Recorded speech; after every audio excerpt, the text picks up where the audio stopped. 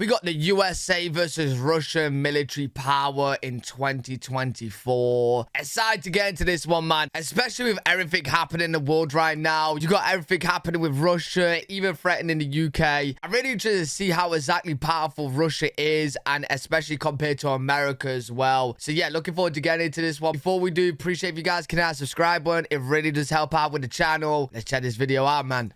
The US and Russia are often compared as the world's top military powers. Right. But let's be honest, Russia's military is falling apart. Okay. After 2.5 years of struggling in Ukraine, Russia's once feared force looks more like a relic of the past. So let's get to it. Sure. Does Russia even stand a chance against the US military? Yeah, honestly, with Russia-Ukraine situation, I think a lot of people, including myself, was surprised. And like, I thought Russia was a lot more powerful. Like, I thought, like, if you told me beforehand Russia's going to invade Ukraine, I'd be thinking, oh, no, like, they're going to do that immediately, like, with ease. With outdated tanks blowing up left and right and poorly trained conscripts barely making it to the front lines, it's not looking good for Moscow. In this video, we'll show you why US air superiority is unmatched, while Russia's jets and drones struggle to stay relevant, how the US tanks dominate the battlefield, and Russian models crumble under fire, and why the US Navy's fleet dwarfs Russia's single broken aircraft carrier. Stay tuned. Yo, is this from the intro, it sounds like it's just going to be a bullying match. As we break down why Russia's military is barely holding on, and why the US remains the undisputed global power. Right, okay. Before we dive into tanks, jets, and ships, let's start with the basics: manpower. Numbers don't tell the whole story, but they reveal a lot about each country's readiness. A spoiler, it's not just about how many soldiers they have. Let's break it down. Oh yeah, if we was going to base on how many soldiers the military has on who's the most powerful, then China would be number one. Let's break it down. On one side, we have the US with roughly 1.3 million active military personnel and about 2.8 million total, including the National Guard and Reserve, according to statistics from the Department of Defense. Similarly, the website Global Firepower lists Russia's current active military personnel at roughly 1.3 million. However, other sources suggest that the actual count is much lower, at about 1 million in total. The discrepancy in numbers can be explained by Russia's involvement in an ongoing war, where troop counts are often inconsistent, especially due to the recent military campaigns in Kursk and Donbass. Yo, you know what? From the stories and military stories that I've seen, especially from the fat electrician dude, I've seen one US soldier take on like a whole entire squad, bro. So you know how America's got 1.3 million? You also got to times that by 10 on average, right? Because they're taking out more of you than you of them, so... But let's take a look at some other population metrics to determine how exactly Russia and the US can get new soldiers. For example, total population numbers suggest that the US has a clear advantage, with roughly 330 million people in the US against some 140 million on Russia's side. The US simply has a larger pool of military-aged men and volunteer women to pull from if needed.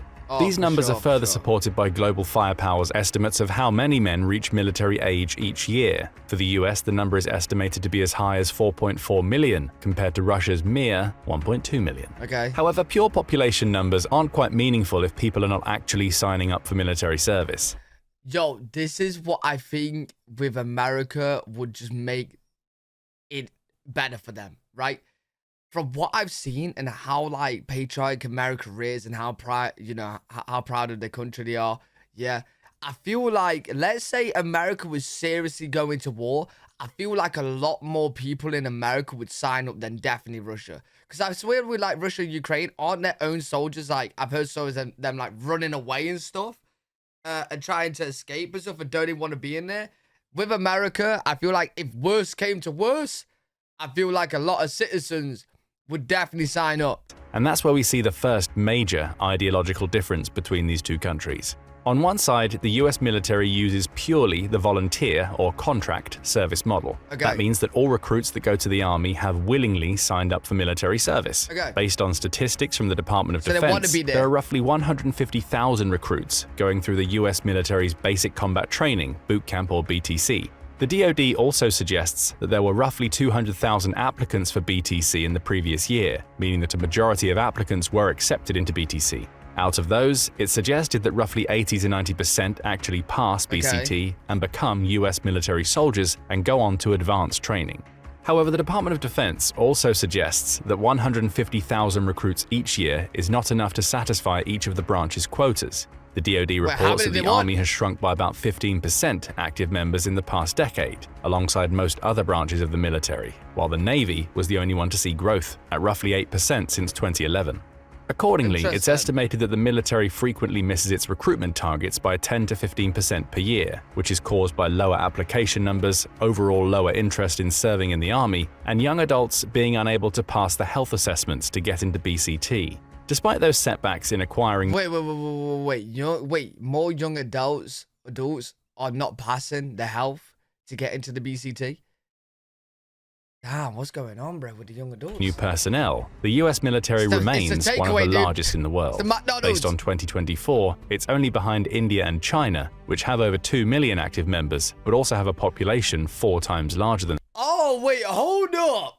America has 1.3 million for their 300 million people, but India and China have billion plus people, and they've just got 4 mil. Wait, did it say 4 million?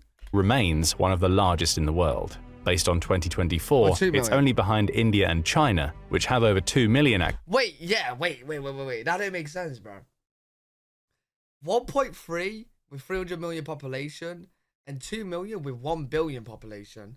Damn. Does that just shows that people really do want to sign up for the military to protect America? Like, they're really proud of their country, and crazy. That surely that's what it comes down to, right? Active members, but also have a population 4 times larger than the US. In the other corner, we have Russia, which uses a dual mandatory conscription plus contract soldier system.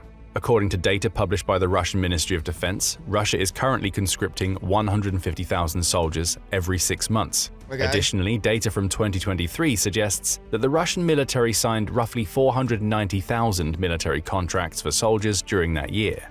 But that number is incredibly misleading. You see, during the war with Ukraine, the Russian military has lowered the minimum duration of a contract to as little as 6 months, which is aimed particularly at convicts and conscripts who are nearing the end of their mandatory military service. According to a report by Riddle, more than half of those contracts are either renewed contracts through the year or deaths being covered up by the Russian army in Ukraine. Riddle assumes that the actual number of new contracted soldiers during 2023 could be as low as 200,000.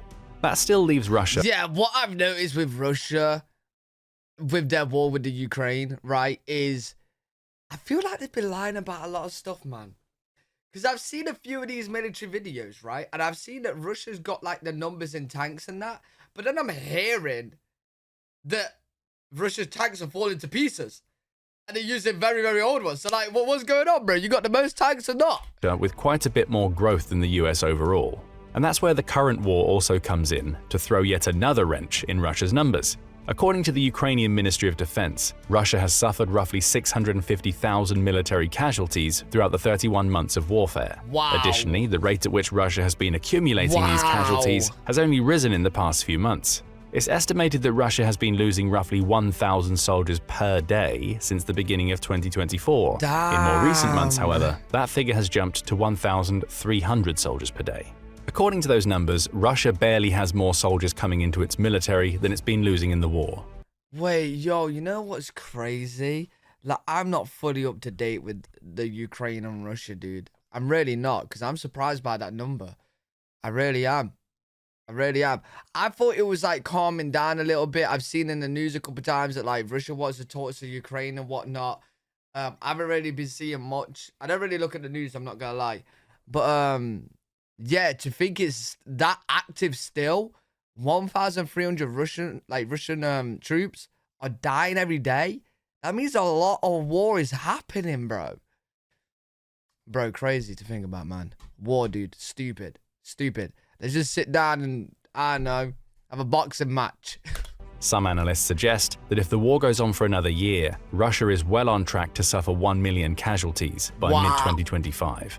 There are also 2 other vital matters to discuss when it comes to troops: military training and contract durations. In the US, soldiers receive 10 weeks of basic training, followed by anywhere from 4 to 10 months of advanced individual training. Alternatively, officer academy tracks can last for another few years. After being recruited into the military, soldiers typically sign a 4-year contract with an option to renew it for another 4 years afterward. Russia has a wholly different system, largely due to its dual recruitment model. Both conscripts and new contract soldiers typically receive at least 9 weeks of basic combat training, followed by anywhere between 3 to 6 months of individual training. However, mandatory military service lasts for a single year, while military contracts last for 2 years. All soldiers have the option to renew their military contracts, typically for up to 8 total years of military service. These factors are further complicated by the fact that the US and Russia conduct their basic training slightly differently. The US houses all recruits in 5 training centers across the country, ensuring that all new soldiers receive the same baseline training across their generation. Yo, I don't know what it is. I don't know if it's the uniform, the whole vibe, the whole look. I don't know, bro. I don't know what it is. But as a British person watching this right now, I don't live in either countries, okay? I don't live in either country, right? But, and even talking for my own country, right? I would never join the UK military, right? Because I just don't feel like it's worth fighting. Like, I know it's worth fighting for because, like, it's home. But, like, you know what I'm saying? I don't want to die. I don't want to die for it, right? I definitely would have joined the Russia military. But why is it when I look at these, I don't know if it's a uniform. I don't know if it's because they look badass. But I would more likely join the American military. That's very weird. I don't know why that is. I don't know why that is. I don't know if it's because, I don't know, like they look more badass or like, I don't know. It just looks cooler. Yo, maybe this is one of those things, you know, where like, big companies and corporations, they use like certain colors and certain looks to like kind of manipulate your brain into thinking like, oh, you like that, you know, for like food and stuff like that, right? Is that what the US military does? I don't know, because I actually would more likely join the US military than even the UK military. Like, bro, what? Make it make sense. It might be because of movies and TV shows. The US houses all recruits in 5 training centers across the country, ensuring that all new soldiers receive the same baseline training across their generation. On the other hand, Russian basic training heavily differs between one unit and the next, as it's up to each unit to conduct training methods and ensure their conscripts are trained. Add to that the Russian conscripts are generally considered second-class soldiers, since they won't be in... You know what? After thinking about it, I actually think it's probably because of, like, movies and TV shows. I've seen so many, like, US Army films and stuff. I know, I think it would just be more cooler to be a part of that. If I was going to join the UK military, I'd like to be, like, a top rank. I would get there, bro, because, like, you know, look at me. I obviously, you know, I'm very healthy. I work out a lot. And, I'd be able to take on anyone. What was the top rank in the UK? Is it SAS? They're pretty badass. In the military for as long as contracted ones, and also are legally not allowed to be deployed abroad, and basic training can heavily differ between these two troop types. Since units typically have a mix of conscripts and contract soldiers, Russian training officers have a much harder time getting all their recruits trained up to be ready for regular military duties. Additionally, the rate at which the Russian army is losing soldiers also means that recruits are likely going through much shorter and more basic training regimes. According to an interview with a prisoner of war captured in the Kursk region, some conscripts are getting as little as 1 or 2 weeks of basic training before they are put on defensive posts. Finally, the state of the war has likely deteriorated the morale of the average Russian soldier. While the army is trying to get as many conscripts as possible by offering salaries in the range of triple or quadruple the national averages, chances are many contract soldiers either end up dying or leaving the army when their first contract ends. Considering the high turnaround of Russian soldiers, it's highly unlikely that the Russian officers can maintain a satisfactory level of training across all its units. This isn't even a particularly new problem either. A 2023 report by the Center for Naval Analyses, the CNA, suggests that 2016 saw high-ranking naval fleet officers dismissed for serious omissions in the organization of combat preparation and distortions of the real state of affairs in reports to the defense minister. In other words, high-ranking officers have been skirting the rules for training their recruits for practically a decade now, and they have misrepresented actual combat readiness to the higher echelons of the Russian military. When you combine all these extenuating factors, it's clear that the Russian troops are likely nowhere near the level of the US troops. But it's not just the Russian troops themselves that are heavily outmatched. Let's discuss some of the key military equipment and vehicles that the two countries have at their disposal.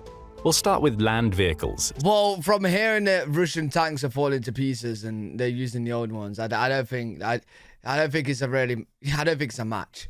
Bro, it's crazy to think that, like, I've always before these videos thought that, like, USA and Russia would be a good matchup, like, in the war. Like, that it won't be too easy. But after learning about it, unless these videos are lied to me, I don't know, bro.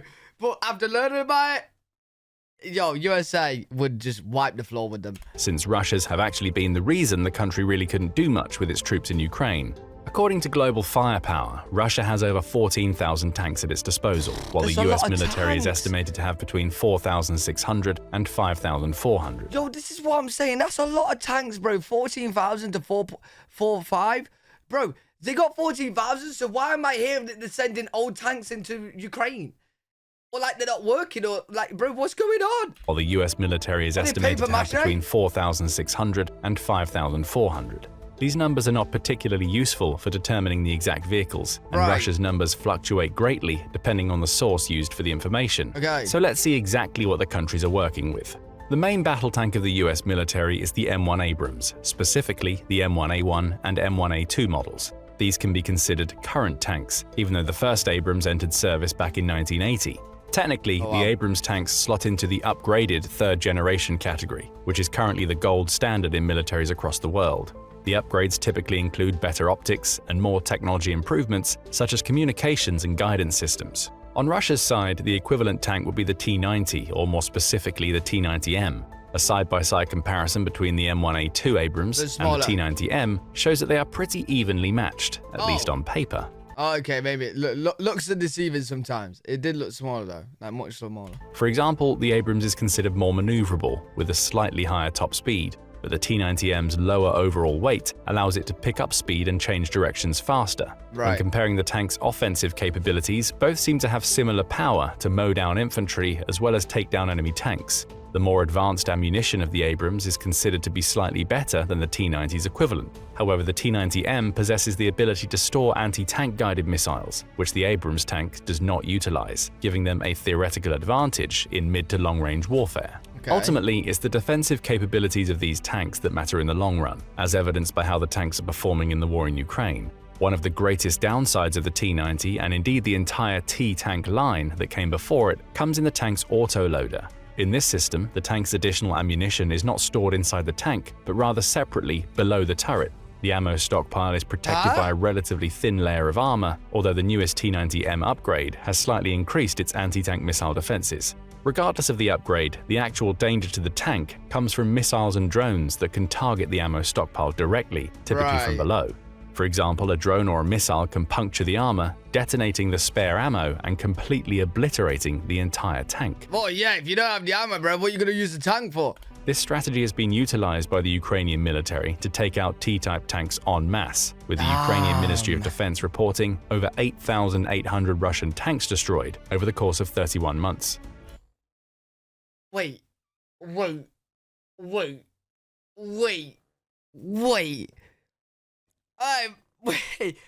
In 31 months, you've lost 8,000 tanks? Bro, why are you still trying to take Ukraine? Like, bro, you lost 8,000 tanks in 31 months. Bro, take the loss and call it a day, man. The Abrams uses a manual loading system that doesn't have this flaw, making it an all-round safer vehicle for its passengers. Additionally, it should be noted that while the US primarily has stockpiles of various versions of Abrams tanks, with 500 M1A1s and 2,100 M1A2s on active duty, with an estimated reserve of 3,000 tanks, Russia only has 150 T-90s in total. The rest of Russia's tanks are T-80s, T-72s, and even some T-62s. Reports from 2023 suggested that Russia was also shipping T-52s and T-54s to the Ukrainian front, possibly in an attempt to gain some time to replenish its supplies of more modern vehicles. With all this in mind, it's safe to say that the US Abrams tanks can outcompete the Russian tank arsenal purely due to more advanced technology, considering that the current generation tanks from the US heavily outnumber their Russian counterparts. It's not only the tanks that matter in land warfare. Infantry support and armored fighting vehicles are another vital aspect of land mobility and mechanized infantry squads. On the American side, we see 11,500 M113 Armored Personnel Carriers, APCs, 4,200 M2 Bradleys, 2,000 M3 Bradleys, over 5,400 MATVs, and 4,000 M1120 Strikers. The Russian side predominantly has BMPs, 7,500 BMP-1s and 3,900 BMP-2s, as well as some BMP-3s, as well as Soviet-era MT-LBs. Okay. Of those, the Bradleys, Strikers, and BMPs could be considered the closest analogues to each other. But how do they compare? Well, NATO has donated some Bradleys to Ukraine, so we can use direct reports from the battlefield. The main differences between the American Bradleys and the Russian BMPs lie— Wait, how is the tank spinning like that? Battlefield. The main differences between the how is the tank actually spinning like that? American Bradleys and the Russian BMPs lie in what they try to achieve. What's even... What, yo, no, I'm confused. Bro, to turn your car, you need to turn the wheels. They're not turning. How is it spinning? The main differences between the American Bradleys and the Russian No, someone's got to explain that to me. How is that spinning? We can use direct reports from the battlefield. The main difference that don't make sense. Between the American Bradleys and the Russian BMPs lie in what they try to achieve. I'm so confused.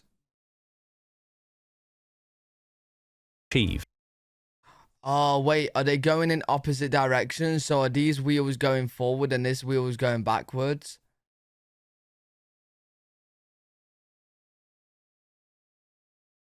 It is, isn't it?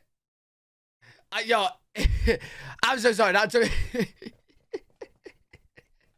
I had to try and figure that out, bro. It's blowing my mind. Look, I woke up literally 20 minutes ago, just before this video, man. Leave me alone. Bradleys are highly maneuverable vehicles that are designed to bolster infantry counteroffensives. On the other hand, BMPs are designed to be a jack-of-all-trades in infantry support vehicles, meaning they should theoretically be able to handle any given scenario. And yet the number of these vehicles Russia has lost comes to around 4,680 from a report in mid-2023. Does it have anything left? On the other hand, Ukraine has lost only 68 Bradleys at that point, but it should be noted that Ukraine had a much lower supply of these vehicles to begin with. But perhaps the true power in the US support vehicles comes with the M1120 Strikers. Dubbed the incredibly versatile Strikers, these are one of the few 8-wheeled vehicles used in the US military, with their highlight being sheer adaptability. Strikers can be equipped with an incredible array of technology and gear, allowing the US military to create the perfect answer to whatever the enemy forces can throw their way. Okay. Strikers have been used as missile carriers, support vehicles, medical transport, engineer squad vehicles, mobile command units, mortar carriers, and even biological, chemical, and nuclear warfare support.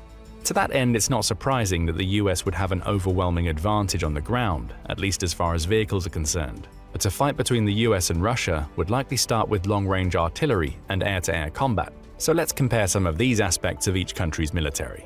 First up, it's the artillery potential of both countries. On paper, Russia has a definitive numerical advantage, with roughly 6,200 pieces of self-propelled artillery, compared to the US having 1,600. This is what I'm saying. Like, Russia's numbers are so much higher. Like, in the equipment department, they are. Like, it's always like times 4, times 5, times 6. As well as over 8,300 pieces of towed artillery, compared to the US's 1,200.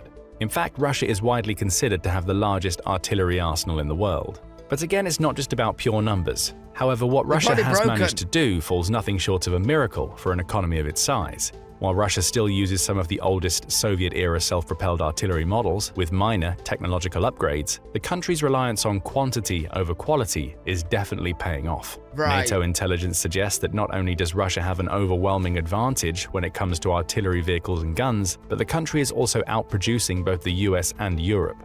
NATO estimates that Russia produces as many as 3 million artillery shells per year, while the US and Europe have been sending only about 1.2 million to Ukraine, so as to not diminish their own supplies.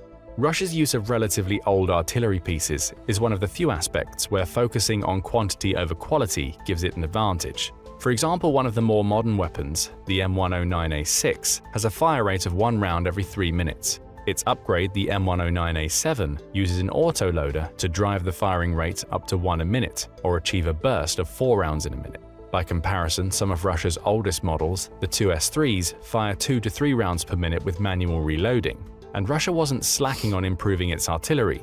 The 2S-19 can fire at a rate between 5 and 7 rounds per minute, easily outstripping the M109s. More recent variants of the 2S line include the GLONASS-powered targeting system and an improved firing rate with auto-loading.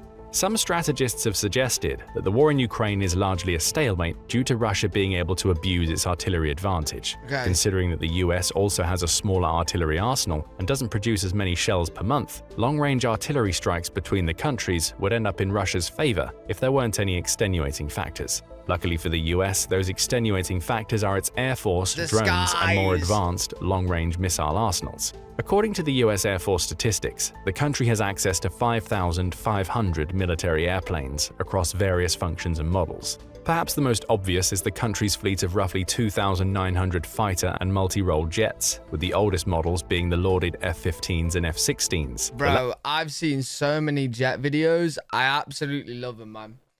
Like, yo, these jets are so badass, dude. I've not seen the Russian jets. I've just seen the American ones. But they're so cool, man. Latter of which has been making waves in Ukraine as the most modern jet in the country. On the other side is Russia, with an air fleet of 809 fighter and multi-role jets. Oh, they got lower. The most obvious comparisons can be made between the F-16s, of which the US has roughly 880, and Russia's Sukhoi Su-34s, numbering around 125. Damn. According to a report by National Interest, the Su-34s are more of an analog to the F-15E, but the jet's upgraded missile system and radar can allow it to contest F-16s in both mid and close combat scenarios. In simulated fights, both planes typically match up evenly, resulting in mutual destruction. However, the F-16s are not generally used as air-to-air superiority aircraft, being primarily designed to carry air-to-surface missiles instead. The Su-35s, meanwhile, are more dedicated flanker-type aircraft with an armament of cruise missiles. But the comparison starts going in favor of the US Air Force by virtue of F-22s and F-35s. Yo, I can't lie. America wins anyway. Like, look at them, mate. Look at them. Look how much more badass they look, dude. I know it's not a look competition, but it is now. Both much more modernized and upgraded versions of the F-15s and 16s. If you compare those models against the Su-35s, the Russian aircraft will be at a definitive disadvantage. Furthermore, the US has roughly 550 F-35s in various designs and 185 F-22s, which means they've got Russia's most modern aircraft heavily outnumbered.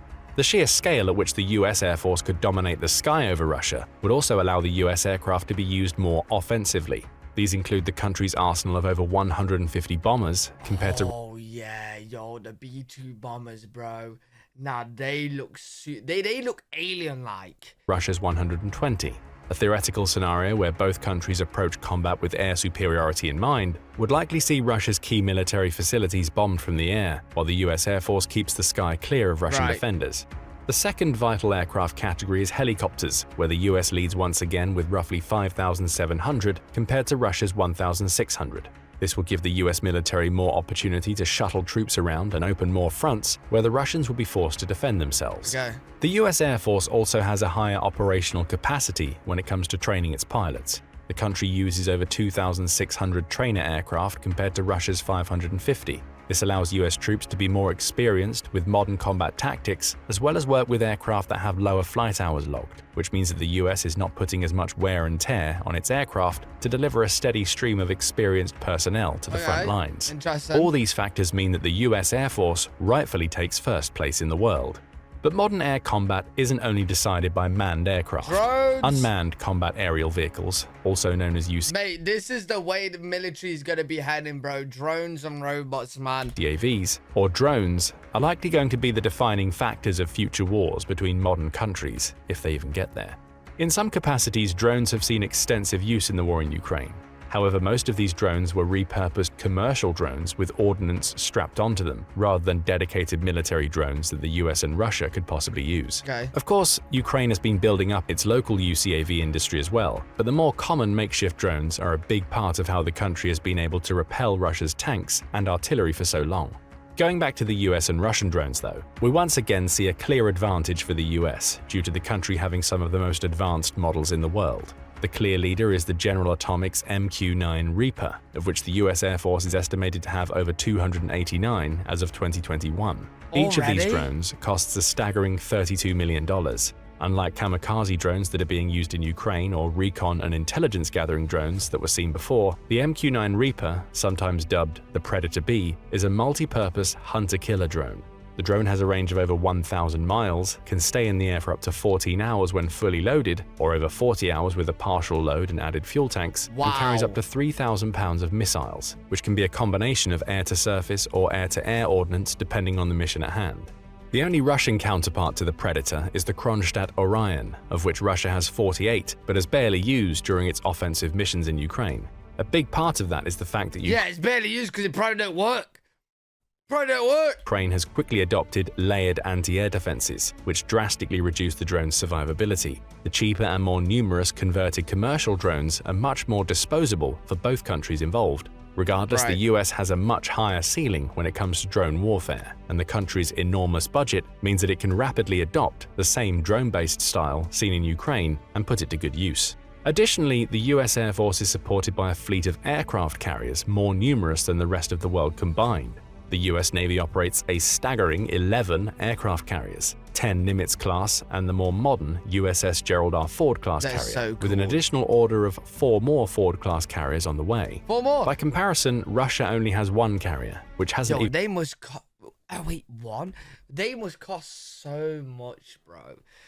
Wait, Russia only has 1 of these? Ford-class carriers on the way. By comparison, Russia only has 1 carrier, which hasn't even been operational for 6 years as it's undergoing repairs and upgrades that keep getting pushed back. This allows the US military to create significant pressure on its adversary by approaching its targets from the sea and cutting off vital trade routes that could practically isolate countries that rely on naval trade, such as China. The USS Ford is considered the pinnacle of modern aircraft carrier design, and China's attempts to make a comparison... Yo, that is putting me on edge, bro. Why is that tipping like that? Will people not be flying off the deck? Yo, why is that tipping like that? ...comparable model seem to have failed miserably so far. Additionally, the US Navy commands 75 destroyer-class ships, while Russia has only 14.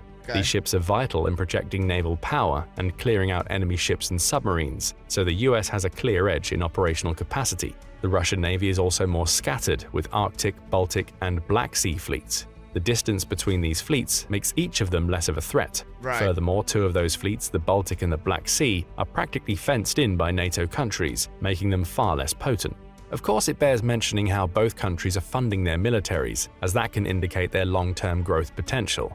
The US is by far the biggest spender, providing more funds for its military than the next 10 national militaries combined. Its military budget for 2024 is roughly $831 billion, compared to $109 billion that the Russian government sequestered for its military. The numbers start to look even starker for Russia when you realize that the US only uses about 3.4% of its GDP on military, while Russia's military spending for 2024 is projected to be approximately 7.1% of its GDP. Bro, that's not rich America is, man. They're spending 800 billion and it's just 3.4% of the GDP. Russia's spending 100 billion and it's 7.1. And recent reports even indicate that military spending will account for up to 35% of total government spending this year. This means that if push comes to shove, the US probably has more funds to inject into its military than Russia does. Add to the fact that the Russian economy has been battered by international sanctions for over 2 years, and the country's vital oil refineries being taken out by Ukraine, and Russia's economy is unlikely to be able to support this level of military spending for the long haul. Yo, seriously though, how is Russia staying afloat right now? Is it because of their trade agreement with China and stuff?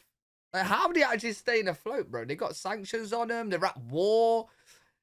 They're losing all their... bro, how are they staying afloat? While still being in active war.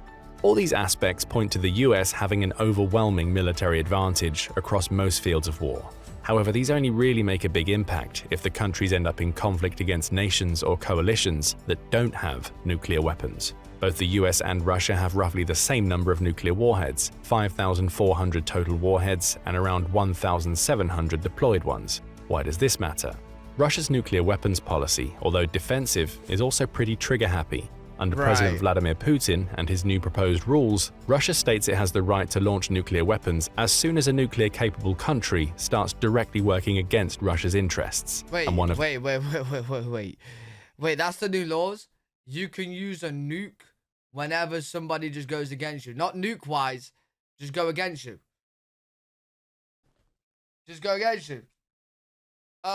Please don't, because did I see it on the news the other day that Russia has now declared that UK are against them because we sent something to Ukraine or something. I don't know. Has so far been starts directly working against Russia's interests, and one of those interests has so far been its special military operation in Ukraine. Therefore, in a hypothetical scenario where the US and Russia actually go to war against one another, there's a remote but non-zero possibility that Russia would opt for mutually assured destruction via nuclear warfare. And the consequences of this war would be catastrophic for pretty much everyone involved, directly or indirectly. A simulation by the Future of Life Institute shows that no matter which country fires the first shot, the other one can reciprocate by at most a 10-minute delay. Considering the sheer number of available nuclear warheads, some of which are hydrogen rather than atomic bombs, it's likely that most of the northern hemisphere gets bombed back into the Stone Age. The resulting explosions would create a huge cloud of nuclear fallout that would block out the sun over the hemisphere, causing temperature drops of 20 degrees Fahrenheit. Mass agriculture would become little more than a pipe dream. The simulations also estimate 5 billion, that's billion with a B, casualties from explosions, radiation exposure, and widespread famine. So where does that leave us? The US reigns supreme. Yo. Bro, how do we get rid of all nukes? They really said there's 7 billion on the planet, bro. They really said 5 billion in casualties. As the world's best and most technologically advanced military in the world. Russia is somewhere around the top 5, but its precise ranking is pretty much impossible to determine, considering the sheer losses it accrued over the past 31 months of war. Bro. Additionally, Russia has put significant effort into rebuilding its military, so it's uncertain how that will scale into a long-term military presence. In the end, the two countries are unlikely to engage in meaningful and direct war against one another, as the threat of the use of nuclear weapons is too high to ignore, so long as Putin is in charge of Russia. But what do you think? Has Russia fallen below the top 5 spots? And is there a country that can give the US military a run for its money? I think if there's any country that's going to give US military a run for its money, it'd be China, right? China would be the only one. Nukes is scary, man. I ain't gonna lie. Like the thought of nukes is actually hella scary, bro. Yeah, don't like that thought. Especially me being in the UK. Do you know how small the UK is? We're all done. You said a couple nukes in the UK, the whole UK is gone. We're going under, dude. Not a chance to survive, me. Let me know what you guys think to it in the comment section. If you guys enjoyed, make sure you leave a thumbs up, subscribe for more content. Live every single day on twitch.tv/L3WG. If you guys want to check me out of there, I'll see you on the next one. Peace.